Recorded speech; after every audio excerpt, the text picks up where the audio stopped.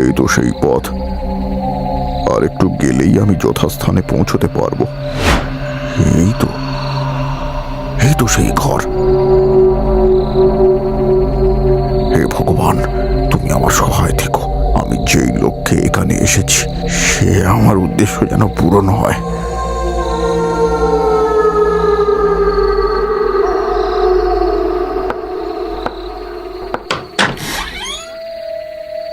আপনি? আমি সুদূর হিমানি গ্রাম থেকে আসছি। পথশ্রমে বড়ই ক্লান্ত আমি। যদি আজকের রাতটা আশ্রয় মিলত। নিশ্চয় নিশ্চয়, এই কুটির তো আমি সকলের জন্যই নির্মাণ করেছি। আপনি আসুন, এসে বিশ্রাম নিন। এই জঙ্গলের মধ্যে আমি আর কোনো আশ্রয় দেখতে পেলাম না। এই কুটিরে আলো জ্বলতে দেখেই বুঝলাম এখানে হয়তো কেউ রয়েছে। ধন্যবাদ, আপনাকে অশেষ ধন্যবাদ। আরে ধন্যবাদ কিসের? আমি এখানে সাধনা করি।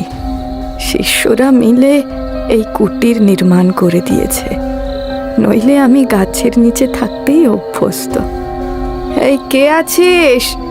সাধু বাবার থাকার ব্যবস্থা করে দে। আগে যথা আজ্ঞে মা।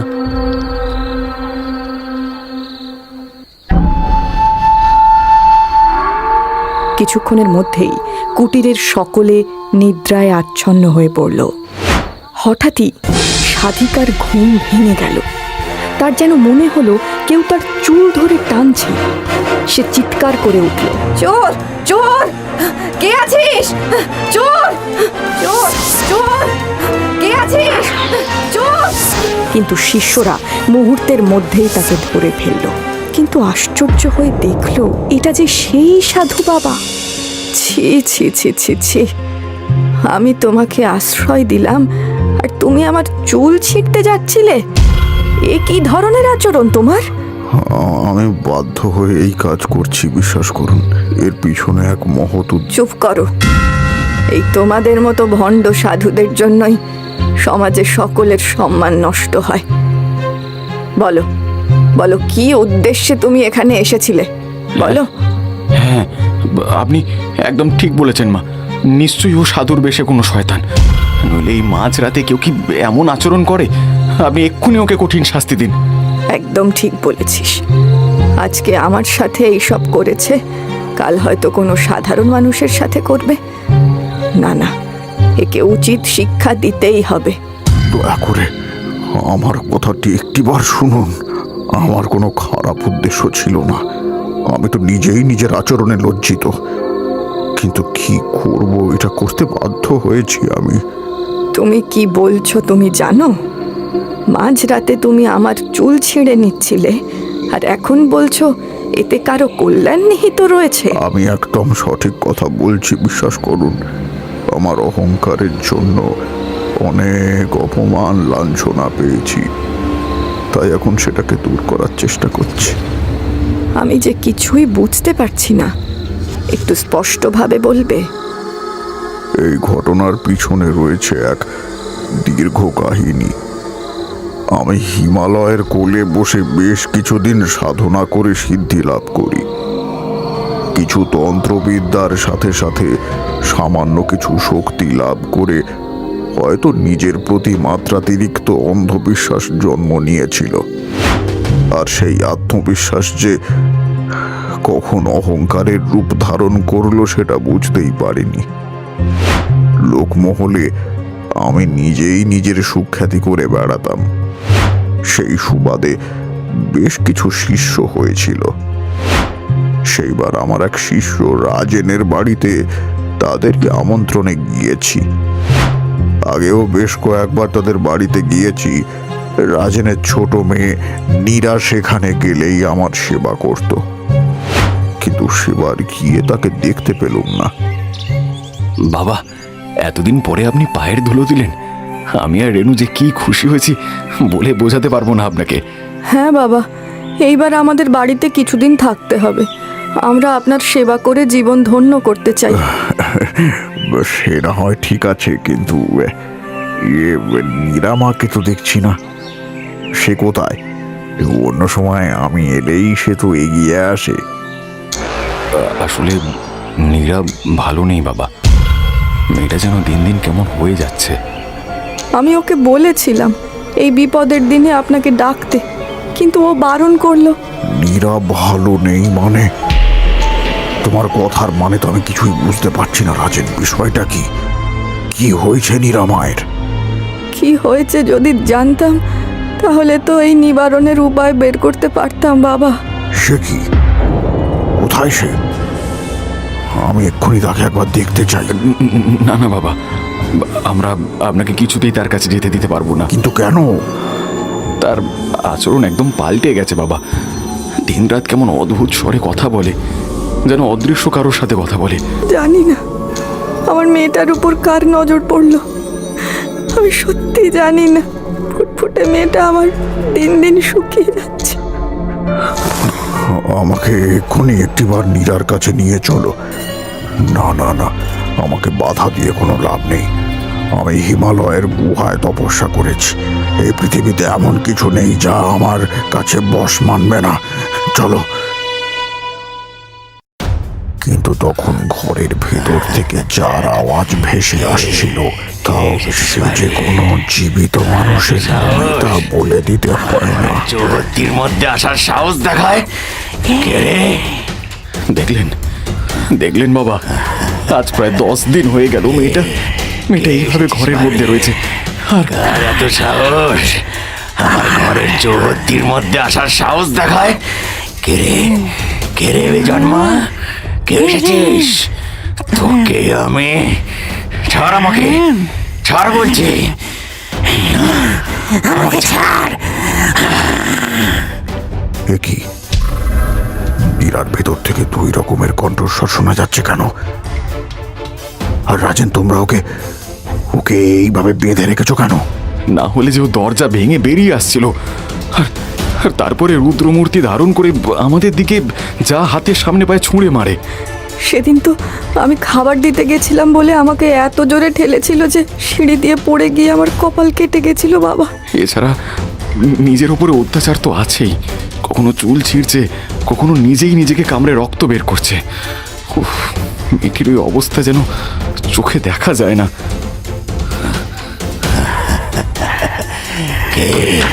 কে এসেছিস বাইরে?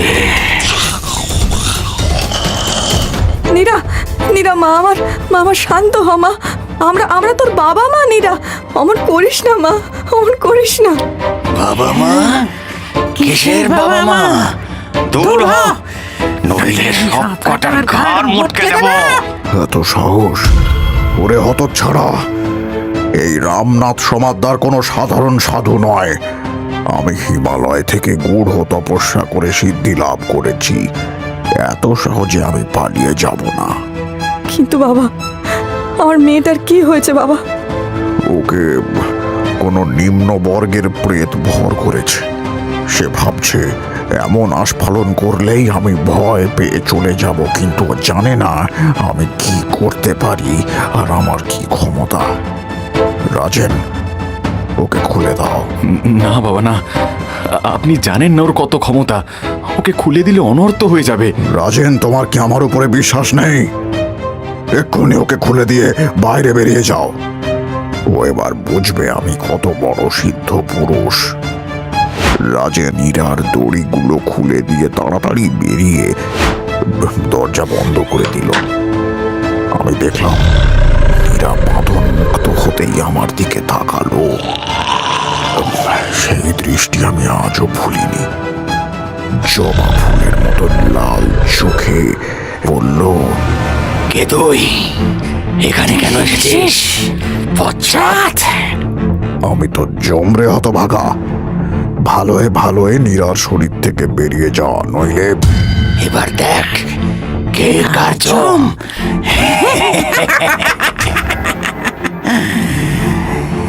বেটা নলিটা টিপে ধর, মরলে ওর রক্ত চুষে খাবো।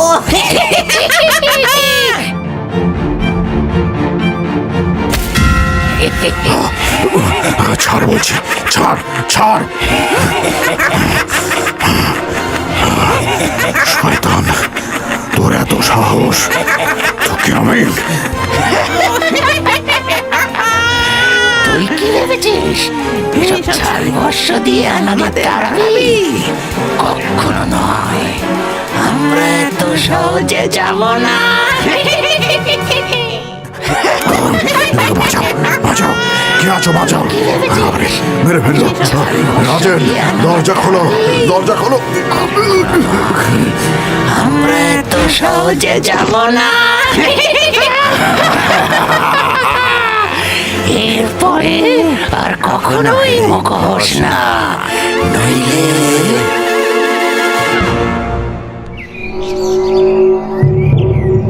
এই তো, আপনি এত কথা বলছিলেন বাবা, সেখানে এইভাবে নাস্তানা বোধহয় ফিরে এলেন।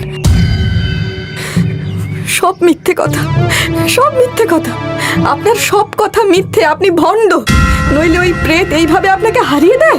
তোমরা ভুল বুঝছো, তোমরা ভুল বুঝছো বৌমা। নিরাময়ের শরীরে একটা নয় দুটো প্রেত রয়েছে, আর তারা ততোধিক শক্তিশালী।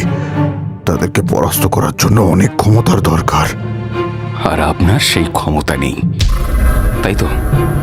তাহলে কেন মিথ্যা আশ্বাস দিলেন বেকার? হ্যাঁ হ্যাঁ, আমরা কোনো ভালো সাধু বাবাকে নিয়ে আসবো কোন, আপনি জানতো? ওগো, আমার মেয়েটা কি আর কোনোদিন ভালো হবে না?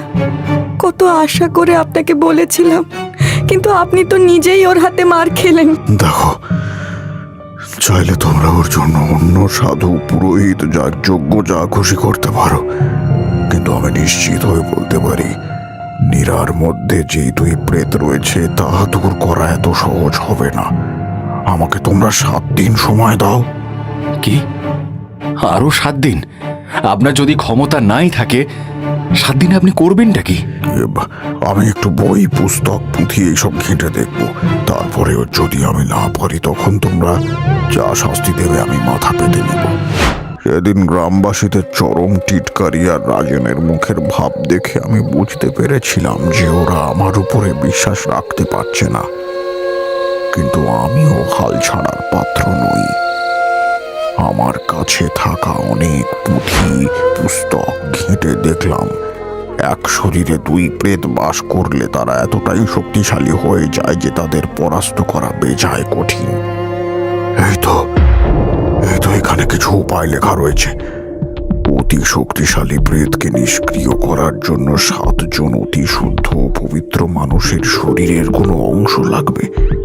তার মানে আমি বুঝলাম না, পুঁথিতে উল্লিখিত কথার তাৎপর্যটা কি? আসলে সেই পুঁথিতে লেখা ছিল যে কোনো শুদ্ধ বা পবিত্র আত্মা, মানে কোনো সাধু বা আপনার মতন 7 জন সাধিকার শরীরের কোনো অংশ সংগ্রহ করে সেগুলোকে একত্রিত করতে হবে। সেই 7টি অংশ একত্রিত করে ওই প্রেতকে পরাস্ত করা সম্ভব হবে। আর সেই কারণেই তুমি আমার চুলের অংশ নিতে যাচ্ছিলে? আগে হ্যাঁ, সেদিন থেকে আমি পবিত্র ও শুদ্ধ সাধু সন্ন্যাসীর সন্ধান করে যাচ্ছি। তাদের চুল বা শরীরের কোনো অংশ চাইলে কেউ দিয়েছেন, আবার কেউ কেউ রাজি হননি। রাজি হয়নি? কিন্তু কেন? আসলে সকলের মনের ভাব তো আর এক হয় না। এখন অব্দি 6 জনের অংশ আমি সংগ্রহ করেছি, আপনি ছিলেন 7তম। এই জন্য তুমি রাতের বেলা ওইভাবে চোরের মতো আমার মাথার চুল সংগ্রহ করছিলে? কিন্তু আমাকে সবকিছু খুলে বললে আমি তো নিজেই তোমাকে দিয়ে দিতাম। আসলে আমি ভেবেছিলাম আপনিও হয়তো বাকিদের মতন দিতে চাইবেন না। তাছাড়া ইরার অবস্থা দিন দিন অবনতি হচ্ছে। যদি এখন এর প্রতিকার করা না যায় তাহলে হয়তো সব শেষ হয়ে যাবে। আমি ঈশ্বরের কাছে প্রার্থনা করব তুমি যেন নিজের কার্যে সফল হও। এরপরেই এক শুভ দিনে সাধু বাবা সেই 7 জনের শরীরের অংশ একত্রিত করে মহাযজ্ঞে বসলেন।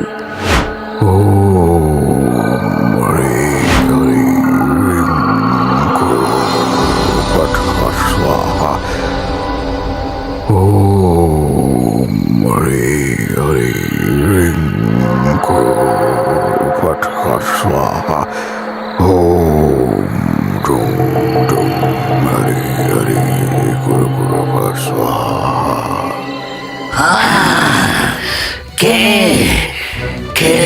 মা, কার এত সাহস? আমাকে ছেড়ে দে, ছেড়ে দে, আমাকে ছেড়ে দে, আগে আমাকে ছাড়। এই তো এসে পড়েছিস। সেদিন কি বলেছিলি আমি নাকি তোর ক্ষমতার কথা জানি না? আজ দেখি তোর কত বড় ক্ষমতা। ছেড়ে দে, এই সাধু, আমাকে ছেড়ে দে। চুপ, একদম চুপ। বল, কেন নীরার শরীরে ঢুকেছিস তোরা, বল। এই মেয়ে আমাদের গুপ্তধনে হাত দিয়েছে, যেই গুপ্তধন আমরা ভোগ করতে পারিনি সেটা নিয়ে এসেছে। হ্যাঁ, ওরা তো সাহস। গুপ্তধন? কি উল্টো পাল্টা কথা বলছিস? যা বলবি পরিষ্কার করে বল। তোরা দুজনে মিলে নীরার শরীরে কি করছিস? আমার নাম ভোলা আর ওর নাম রাখাল। আমরা দুজনে কাঠুরে, গভীর জঙ্গলে কাঠ কেটে আমরা জীবিকা নির্বাহ করতাম। সেদিন আমরা কাঠ কেটে ফিরছিলাম। উফ ভাই, আজ সেই ভোর রাত থেকে কাজ করছি আর শরীরে দেয় না। ও বাবা, চল ওই গাছের তলে একটু জিরিয়ে নি। ঠিক বলেছিস ভাই, সঙ্গে আনা খাবারগুলো যে খেয়ে নেওয়া যাবে। চল চল চল চল।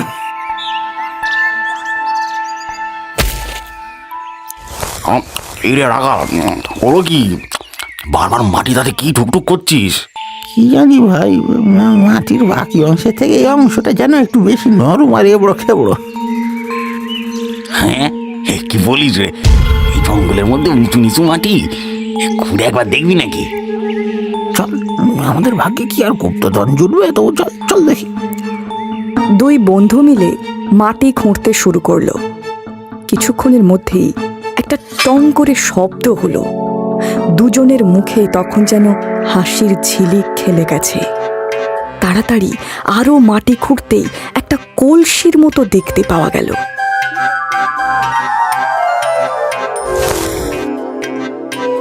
গুপ্তধন! এই দেখ রাখাল, গুপ্তধন! গুপ্তধন? হে ভগবান, আমার ভাগ্যে গুপ্তধন জুটলো। আরে তোর ভাগ্যে মানে? এই গুপ্তধন তো আমি দেখেছি। কেন ফালতু কথা বলছিস? হ্যাঁ ভোলা, এটা আমি দেখেছি আর আমি তোকে বলেছি। এই আচ্ছা, বেশ বেশ, আগে তুই কলসিটা বের করি। বুঝলি রাখাল, এই এখন এখন দিন ফুরিয়ে রাত হতে যায়। এই সময় কলসি ভর্তি গুপ্তধন নিয়ে কি জঙ্গলের পথে যাওয়া উচিত হবে? না ভাই, এটাকে বরং আজ রাতটা এখানে এই গর্তের মধ্যেই পুঁতে রাখি। কাল দুজনে এসে নিয়ে যাবো। ঠিক বলেছিস, এই এই এই এইখানে রইল। বাবা, একে তো ক্লান্ত শরীর, তার উপরে মাটি খুঁড়ে আরো ক্লান্ত লাগছে। আমি বরং ওই ওই নদী থেকে এক ঘটি জল নিয়ে আসি, বড় তেষ্টা পেয়েছে। হ্যাঁ হ্যাঁ, সেই যা তুই, আমি এখানে আসি। এই গুপ্তধন আমার, শুধুই আমার। হইলেই ওকে ভাগ দিতে হবে? হ্যাঁ, কখনো না। আমি কুড়াল দিয়ে ওকে মেরে ফেলবো, তারপরে গুপ্তধন আমার হবে, শুধু আমার।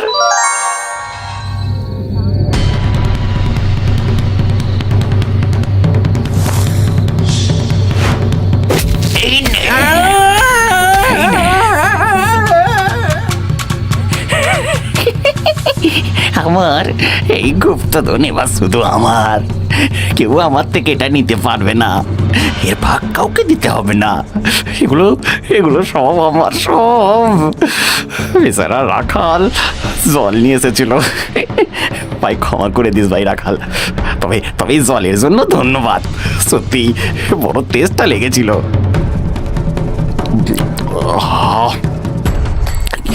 কি ব্যাপার, এমন লাগছে কেন?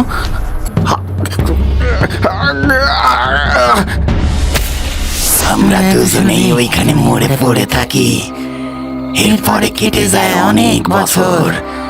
এদিকে ওই গুপ্তধনটা মাটিতেই পুঁতে রাখা ছিল।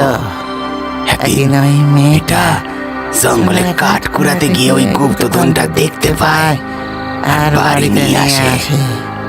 ও, আর সেই গুপ্তধনের জন্যই তোরা এই নিরপরাধ মেয়েটির শরীরে ঢুকেছিস। ও কেন আমাদের গুপ্তধন নিয়েছে? সেই ধন আমরা ভোগ করতে পারিনি। চুপ, একদম চুপ। তোরা দুজনেই লোভী আর পাপী। লোভের বশে নিজেরা নিজেদের দুই বন্ধুকে খুন করেছিস, আর নিজেদের এই পাপের মধ্যে নিষ্পাপ মেয়েটাকে কষ্ট দিয়েছিস। ওদেরকে আমি এমন উচিত শিক্ষা দেব। না সাধু বাবা, না, আমাদের ক্ষমা করে দিন। কোনোদিন না। তোরা দুষ্ট আত্মা, তোদের আমি বোতল বন্দি করব। সাধু বাবা, দয়া করুন, দয়া করুন। আমরা এতদিন ধরে বদ্ধ হয়ে রয়েছি, এবারে আমাদের মুক্তি দিন। বাবা দয়া করুন, আমাদের ভুল ক্ষমা করুন। বেশ, তাই হবে। তোদের আমি মুক্তি দিচ্ছি, তবে মনে রাখিস সব সময় ঈশ্বরের পথে থাকবি। সাধু বাবা দুই আত্মাকে মুক্ত করে দিলেন। নীরাও ধীরে ধীরে একদম স্বাভাবিক হয়ে গেল।